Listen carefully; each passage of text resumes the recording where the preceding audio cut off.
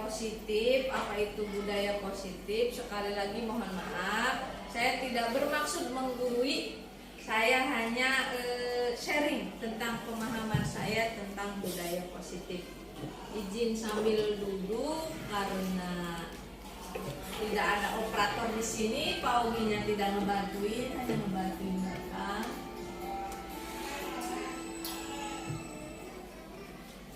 Saya di sini akan menyebarkan pemahaman dan penerapan pengalaman budaya positif.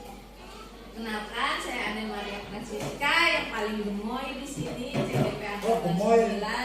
Ya gemoy pala. Paling gemoy saya di sini. Apa itu budaya positif? Konsep inti budaya positif adalah perubahan paradigma belajar, disiplin positif, nilai-nilai kebajikan, kebutuhan dasar manusia, motivasi perilaku manusia, posisi kontrol guru, keyakinan kelas, dan segitiga restitusi. Kita bahas satu persatu. Pembelajaran dengan paradigma baru. Pembelajaran dengan paradigma baru merupakan pembelajaran yang dirancang berdasarkan prinsip pembelajaran berdiferensiasi sehingga para peserta didik belajar sesuai dengan kebutuhan berdasarkan tahap perkembangan sesuai teori psikologi modern untuk mewujudkan profil pelajar Pancasila. Seperti yang kita ketahui, 6 dimensi namanya tuh ya, atau apa? 6 dimensi profil pelajar Pancasila: bertakwa terhadap Tuhan Yang Maha Esa dan berakhlak mulia, berkebinekaan global, bergotong royong, kreatif, bernalar kritis, dan mandiri. Paradigma baru itu ya? Paradigma baru, maksudnya Pak. Emang dulu mantuk itu? Itu dulu mah konvensional Pak. Oh gitu. Jangan-jangan sekarang masih konvensional. Oh kayaknya. Masih sih rada-rada Pak.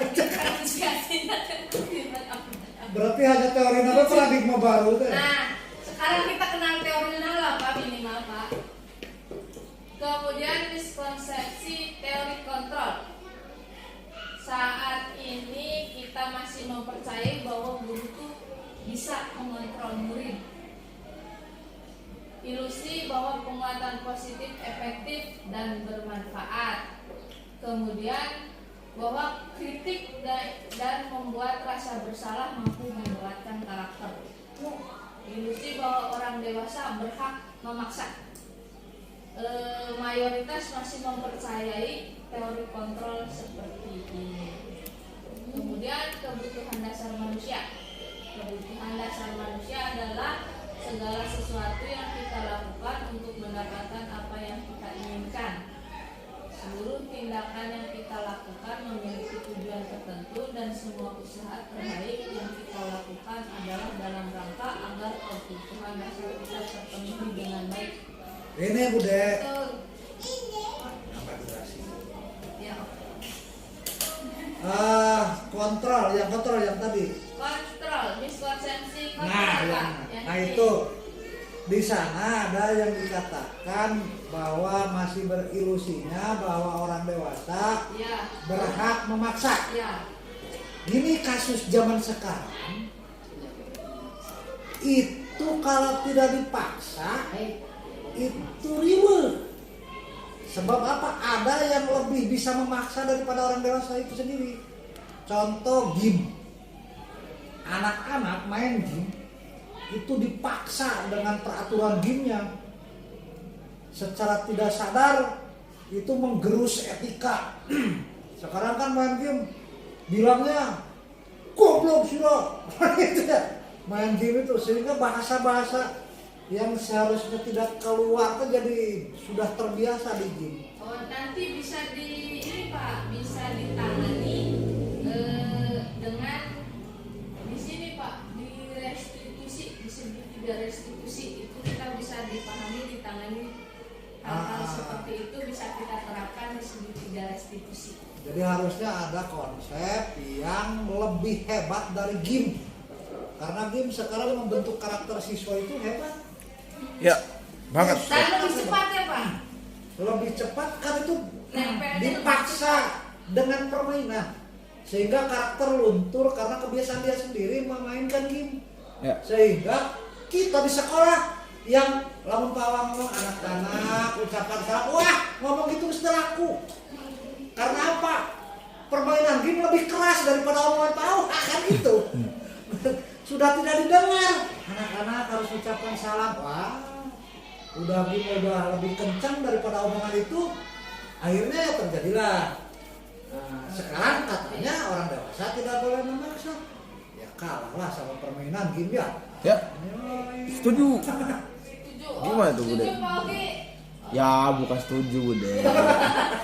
Jadi Yes, ungkapkanlah Pak Ogi. setuju dengan permasalahan tersebut gitu, dengan apa ya fenomena yang ada karena ya yang saya ketahui, yang saya cermati dan saya lihat anak-anak ketika main game itu tutur katanya sangat-sangat halus sekali. Berarti Keluar semua kebun binatang. Berhak memaksa itu berarti dalam kondisi-kondisi Iya, tertentu. maksudnya itu. Iya. Sekarang kalau kita tidak memaksa, game kan sudah secara otomatis memaksa siswa merubah karakter dengan tidak disadari itu mereka. Jadi kesimpulannya dalam kondisi-kondisi tertentu kita masih berhak memaksa. Ya, harus bisa memaksa. Ini kebutuhan Paksa, dasar. paksa. Udah ya kita ikutin. Kemudian disiplin positif. Disiplin berasal dari kata disiplina yang artinya belajar. Disiplin mengacu pada disiplin diri yang memiliki tanggung jawab terhadap apa yang dilakukan berdasarkan nilai-nilai yang diyakini. Disiplin positif merupakan salah satu cara penerapan disiplin yang bertujuan untuk menumbuhkan keadaan serta memberdayakan peserta didik tanpa imbalan atau penghargaan, reward, ancaman atau hukuman. Sebagai pendidik, tujuan kita adalah menciptakan peserta didik yang memiliki disiplin diri sehingga mereka berperilaku kepada nilai-nilai kebajikan, universal dan memiliki motivasi intrinsik dalam perubahan perilaku ke arah yang lebih baik. Dalam disiplin positif, ternyata penghargaan itu bisa membunuh kreativitas. Apa yang membunuh kreativitas? Jadi anak tuh jika ingin menunjukkan sesuatu hanya ingin rewardnya, hanya ingin hadiahnya. Jadi ya itu aja. Terus ternyata memberikan reward itu kurang baik karena akan ada sakit hati, rasa sakit hati bagi yang tidak dapat. Terus kadang jadi gitu aja mah saya juga bisa dapat hadiah gitu. Jadi kita bisa mengurangi yang namanya reward, ancaman dan hukuman. Tentu saja kita harus meminimalisir seminimal mungkin sampai 0,0000 sekian. Kemudian nilai-nilai kebajikan, nilai yang disepakati bersama lepas dari suku bangsa, agama, bahasa maupun latar belakang. Kita juga mulai mengenal profil Pancasila, beriman dan bertakwa pada Tuhan Yang Maha Esa, berakhlak mulia, berkebinekaan global, bergotong royong, mandiri, kreatif dan bernalar kritis. Di Igor Primarius Program juga terdapat toleransi, rasa hormat. Ini nih yang penting banget untuk sekarang. Tadi kata Pak Kepala juga kan anak-anak tuh toleransinya sudah mulai berkurang, rasa hormat kepada orang tua sudah mulai menipis. Kita Sudah bisa nggak ada. lihat, oh nggak ada, Malah hampir nggak ada. masih ada kelas sedikit mengurus. Mandiri, menghargai, antusias, empati, keingintahuan, kreativitas, kerjasama, percaya diri dan komitmen. Nah, mulai di akhir-akhir tahun ini kerjasama juga sepertinya kurang terjalinan. Kita bisa melihat anak-anak di kelas yang kerjasama tuh udah mulai kurang.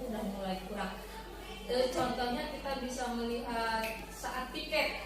Kadang yang piket, yang rajin piket ya. Yang kabur.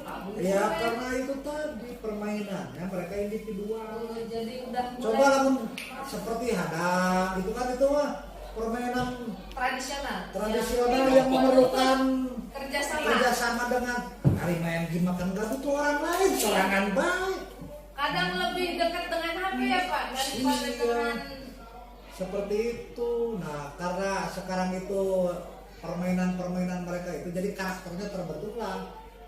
PR besar itu Pak. Oh ya, HP-nya harus dihapus. Keterampilan hidup dapat dipercaya, lurus hati, pendengar yang aktif, tidak merendahkan orang lain dan memberikan yang terbaik dari diri.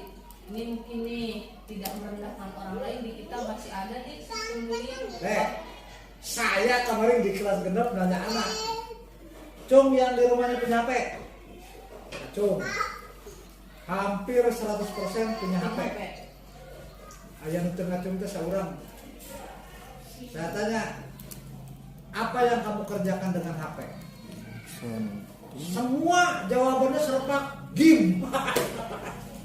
Ternyata mereka itu baru sebatas game untuk HP. Ada yang selain game, ada yang IG, ada yang TikTok.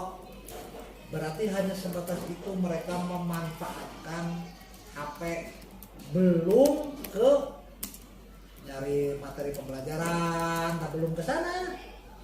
Saya tuh jadi ketawa-ketawa sendiri lihat, oh iya emang masanya sih anak-anak lagi senang-senangnya masa segitu sih.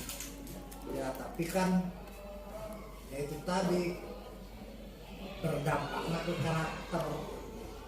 Apalagi orang dewasa di medsos kan kadang-kadang tidak memberi contoh. Oh iya. Tidak bijak. Iya. Streamer lagi Pak. Nah itu kan. Kan bahasanya Harusnya kayak tidak. pendidikan karakter yang dilaksanakan di sekolah dengan berbagai atribut, tidak boleh begini, tidak boleh begini, kita harus lemah lembut, kita kalah dengan itu. Jadi sapinter-pinterna guru mematang budak mesti didengeng ngajawab, benar ditanya mesti ngajawab aja budak zaman ayeuna. Lamun teu kencang. Terbatas ya di sekolah. Nah itu kan. Ternyata serbuan medsos itu lebih hebat daripada pola didik guru di kelas. Nah itu. Aduh luar biasa masalah karakter guys. PR besar sekarang Yap. di karakter. Tapi kadang kita kalau nemuin masalah apa yang dilakukan di sekolah itu dianggap salah oleh orang tua. Ya itu, mereka itu tidak sadar bahwa guru rada keras sedikit untuk mendidik karakter itu karena kalau hanya dengan lemah lembut mesti didengeng ku anak teh. Karena mereka sudah biasa di game keras, di TikTok keras. Jadi kalau kita tidak mengimbangi itu ya kita tidak akan dikenal. Dan juga masalah di permasalahan di kita anak-anak kurang perhatian dari kedua orang tua. Itu gede kemarin permasalahan di rumah teh Pak. Jadi ke kita itu Pak untuk ibu dia anak tuh gak mau ngaji, harusnya guru begini-begini. Saya tanya bapaknya suka nyuruh tidak? Enggak. Nah itu jadi di sekolah menuntut begini, tapi ya pola asuh di rumahnya seperti apa? Saya tanya dulu seperti itu. Kalau di sekolah mah ya kita berusaha Pak dengan mengadakan program tuh kita ada literasi itu ada ini kami berusaha seperti mungkin cuman saya tanya ya, saya, di rumahnya Bapak seperti apa? Bapak suka nyuruh nggak si anak ini minimal sholat berjamaah atau sholat Jumat ada yang seminggu sekali? Dia kan gitu.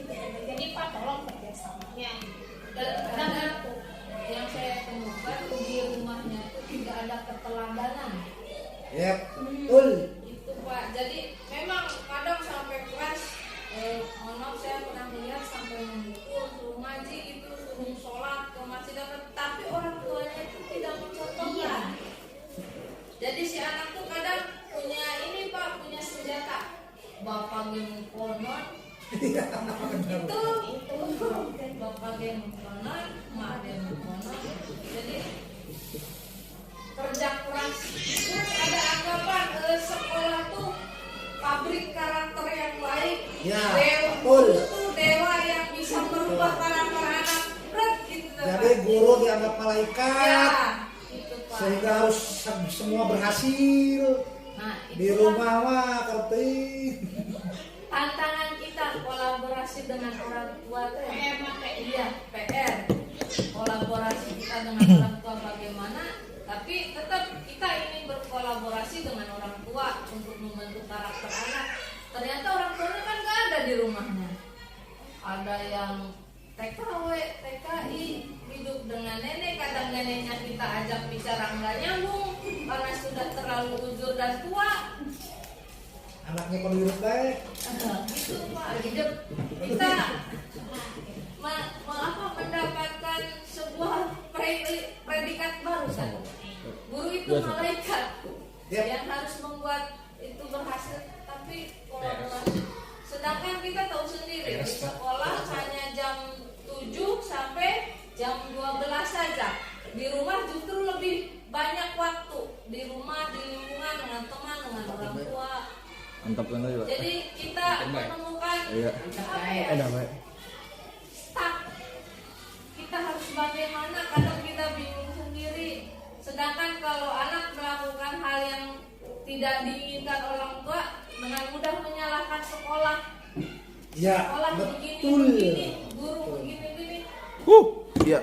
Jadi kita harus punya tips and trick bagaimana. Masih PR. Masih PR kita Oh yang banyak rupanya ya kayak guru ya, banyak banget sebenarnya. Subhanallah. The power of guru. Yang kalau salah selalu disalahkan, kadang kita benar juga disalahkan. Kalau Nah, nggak jadi guru, nah gitu loh Pak. Kadang mau nggak cina pengen jadi guru, gitu kan kata-kata akhirnya teh. ya Kita masuk ke 5 kebutuhan dasar manusia bertahan hidup. Madang. Makan. Makan. Nomor 1 tuh, nomor 1 perlu makan. Iya, Perlu direkam. pakaian, Rampur. tempat tinggal, keamanan dan kesehatan. Kemudian kebutuhan dasar berikutnya kasih sayang dan rasa diterima. Rasa diterima, dipedulikan, berbagi, kerjasama menjadi bagian dalam kelompok. Tapi di sekolah ini sudah memiliki kelompok-kelompok sendiri, ada kelompok Ipin, ada Tom and Jerry.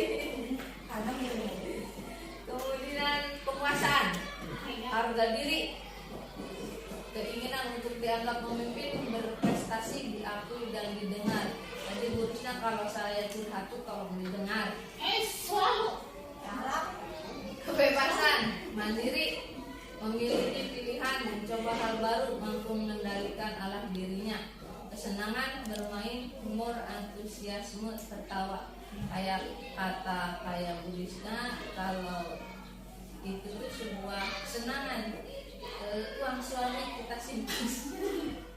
Itu satu kesenangan gitu, Pak. Mohon dicatat. Untuk bapak-bapak, Bisa diprotes ke Pak Kepala. udah lanjut atau di sini protes. Wah. Motivasi perilaku manusia, kita melakukan sesuatu itu motivasi ekstrinsipnya untuk menghindari ketidaknyamanan atau hukuman, bisa untuk mendapat imbalan atau penghargaan dari orang lain. Misal kita sebagai guru datang pagi-pagi, ambil dipuji kupak kepala, cakep, perlu. Kemudian kita melakukan sesuatu, ambil diberi kupak kepala. Idealnya itu dihindari, idealnya. Jadi kita datang pagi-pagi teh bukan untuk datang pagi-pagi melakukan sesuatu teh bukan untuk pengen dikasih pujian sama kepala. Idealnya untuk menjadi orang yang kita inginkan dan menghargai diri kita sendiri dengan nilai-nilai yang kita percaya. Datang pagi-pagi teh memang kewajiban pagi-pagi. Walaupun saya juga masih kesiangan Kak. Tidak ada tuh kasihan. Anggap kesiangan saya mah DPG. Maklum, kata Pak Kepala kan orang Majasari. Saya sudah tertular orang Majasari. Nyok itu. Saya sudah tertular orang Majasari. Kemudian kita ke, nah ini 5 posisi kontrol guru. Ada yang dipercaya dengan 1.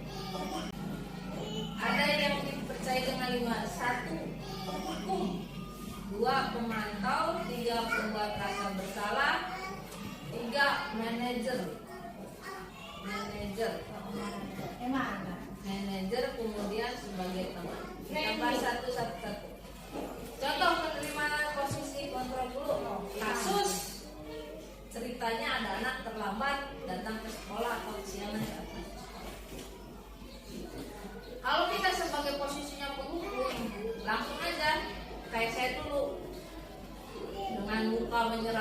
ala-ala patung penjaga ambang. Kenapa kamu terlambat? Bos kebulangan.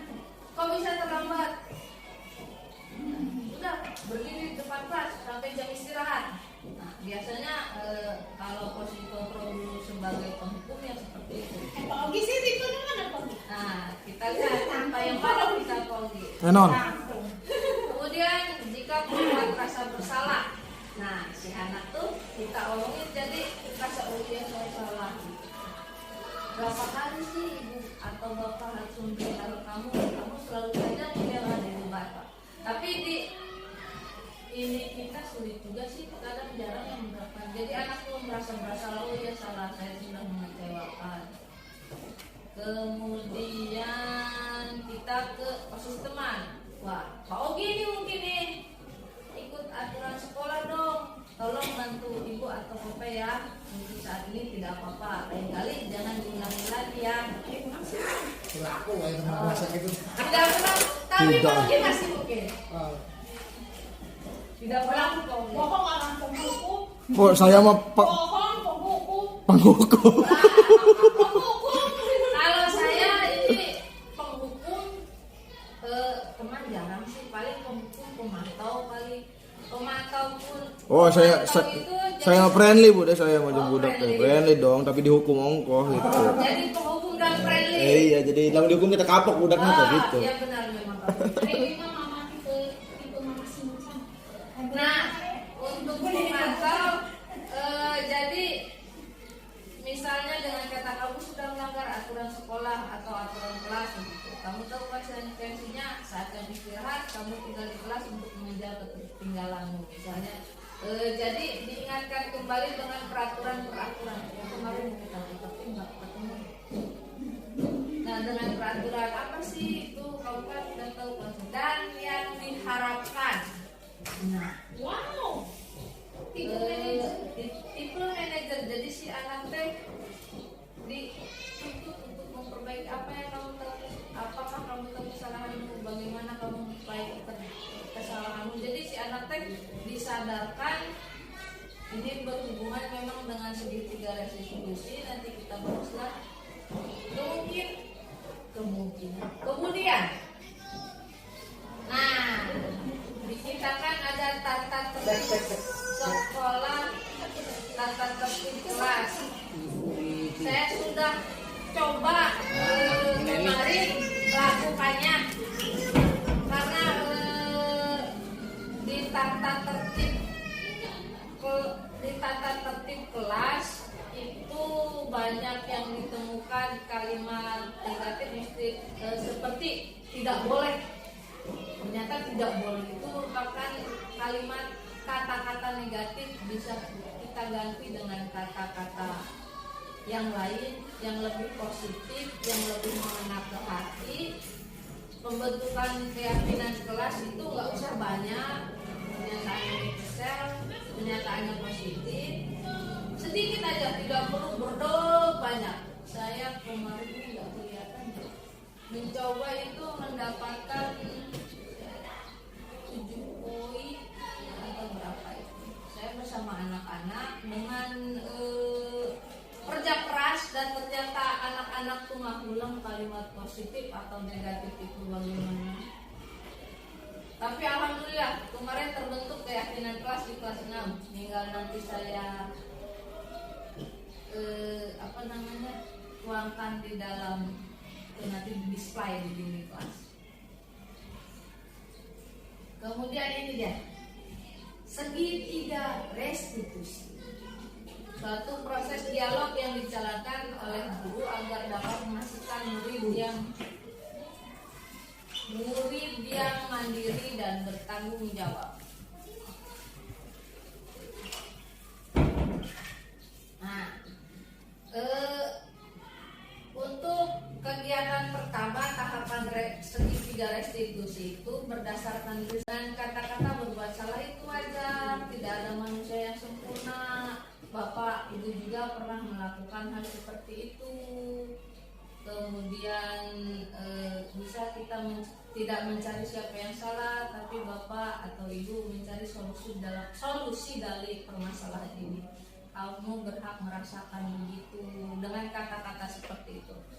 Kemudian ini ada validasi tindakan yang salah berdasarkan prinsip perilaku berupa untuk memenuhi kebutuhan tertentu. Jadi si anak tuh kita tuntut untuk menyadari kesalahannya bagaimana. Kemudian kita lanjutkan menanyakan keyakinan apa peraturan-peraturan dia yang sudah dilanggar. Kita bisa untuk menerapkannya. Apa sih solusinya? Saya ini akan coba mengikuti video kemarin contoh ke melaksanakan segitiga restitusi sebentar.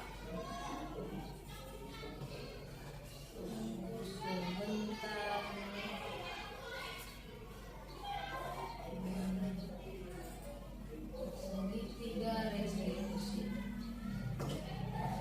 Ini contohnya, maaf kalau agak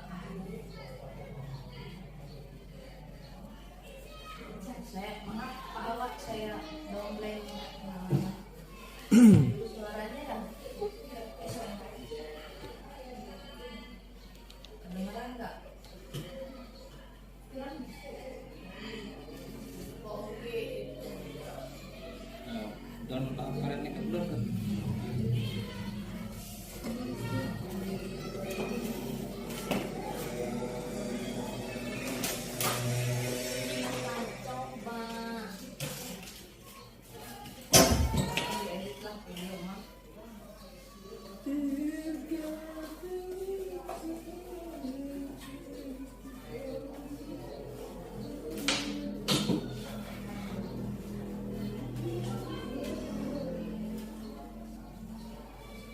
Ini dia Mr. Ogi seksi Ujang Aji, Gestelung Hafid dan juga Bang Emo. Dengar dari Pak Awak, kamu datang terlambat lagi ya? Ini salah satu contoh kita melakukan segitiga restitusi. Anak bukan kesalahan. Belajar dari kesalahan dan berusaha memperbaikinya dan sepakat.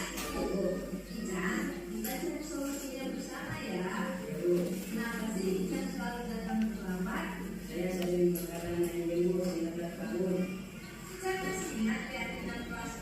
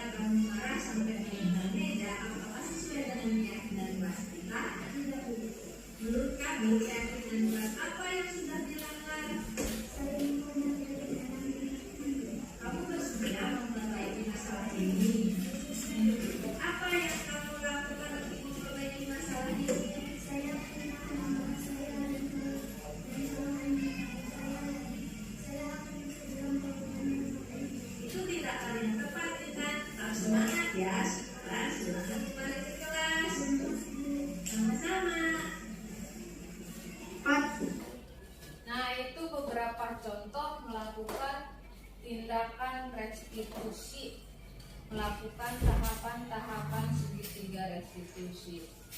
Menutup, dalam penerapan program disiplin, semoga kita mampu merefleksikan diri dalam posisi kontrol manajer yang menuntun murid-murid menjadi insan yang mandiri dan bertanggung jawab. Terima kasih. Assalamualaikum warahmatullahi wabarakatuh. Waalaikumsalam warahmatullahi wabarakatuh.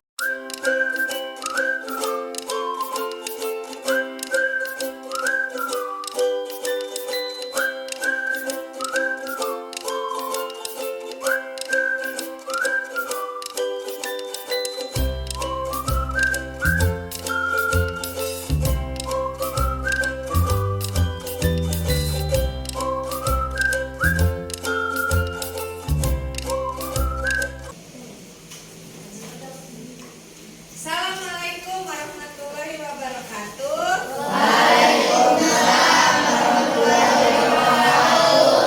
Anak-anakku semua, hari ini bagaimana? Sehat?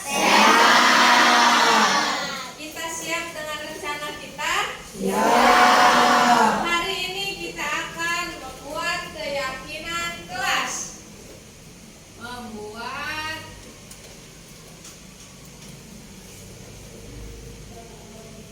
keyakinan kelas. Langkah pertama untuk membuat keyakinan kelas, kita harus mengingat peraturan kelas yang kita miliki.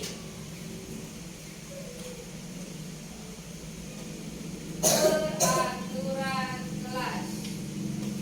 Silakan tulis dalam sticky note yang telah Ibu bagikan. Yang namanya sticky note yang ini, silakan tulis peraturan kelas, kemudian tempel satu-satu ke depan. Silakan tulis. Siapa yang ingat?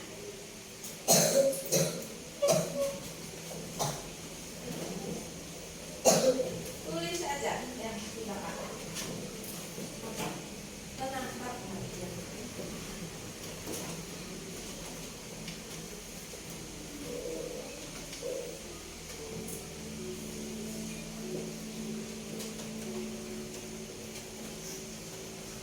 Silakan Pak tulis. Ingat-ingat peraturan kelas yang